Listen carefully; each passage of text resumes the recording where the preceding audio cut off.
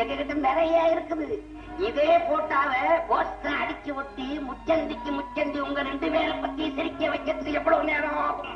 அது மாத்திரமா உத்தமி வேஷம் போட்டுக்கிட்டு இருக்காளே அந்த லலிதா, அவகிட்ட படுத்துக்கிட்டு தான் உங்களுக்கு துரோகம் பண்றாரு உங்க மாஸ்டர்னு ஜனங்க கிட்ட சொல்லுவோம். ஏன் இந்த போட்டார உன் பொண்டாட்டி கிட்ட காட்டினா அப்புறம் நீ காமாட்சி நிம்மதியா குடும்பம் நடத்த முடியுமா? அந்த நல்ல பொண்ணோட மானம் கெடாம இருக்கணும்னா நீ தலைவனா இருந்துகிட்டு முதலாளிக்கு சேவகம் பண்ணு.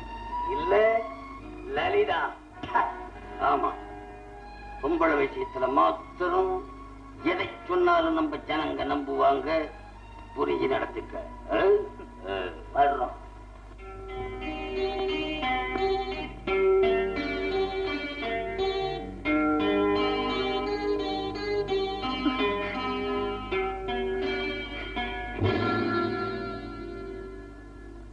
என்னம்மா அது?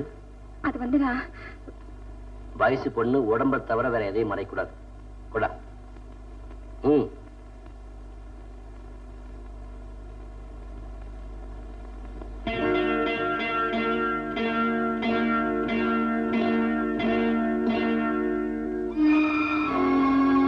என்ன இந்த சங்கீதம் 2 பக்கம் இருந்தா ஒருதான் ஆகுமா? இல்லண்ணா, வந்து அவருந்தான். கோவப்பட்ட காலமெல்லாம் போயிடுச்சுமா. இனிமே என் வாழ்க்கையில எனக்கு இருக்கிற ஒரே கடமை உன் கல்யாணம் தான். பயப்படாத, மாப்பிள்ளை உதயம்தான்.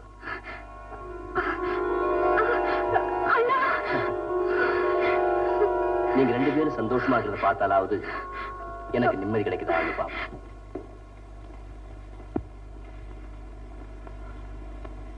அப்பா நடேச, டீ காஃபி சாப்பிடுறியா? நீங்க ஒண்ணு ஏன் அவர் ஏற்கனவே சாப்பிட்டு வந்திருப்பாரு. என்ன விசேஷம்? இன்னைக்கு தேதி 30. விட போய் தேதி சொல்ற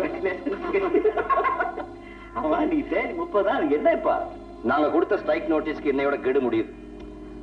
சொல்றியா? இந்த ஆட்டம் எல்லாம் கூட்டி வச்சு சொல்ல வேண்டியது தானே.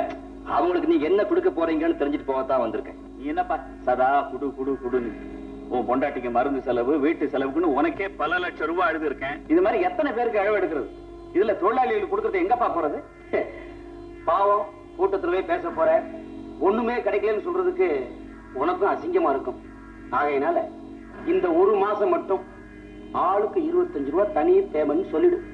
அவ்வளவுதான் எங்களால முடியும். சரியா சொன்னேன். உன்னை போய் தலைவன் சொல்லிட்டு நிக்கிறானுல, அவனோட கூப்பிட்டு தொகையை சொல்லிட்டு வந்துரு. சாயந்தரம் ஒப்பந்தம் கையெழுத்தாகணும்ல. இன்னும் பல வீடியோக்களை காண சன் லைஃப் சேனலை சப்ஸ்கிரைப் பண்ணுங்க.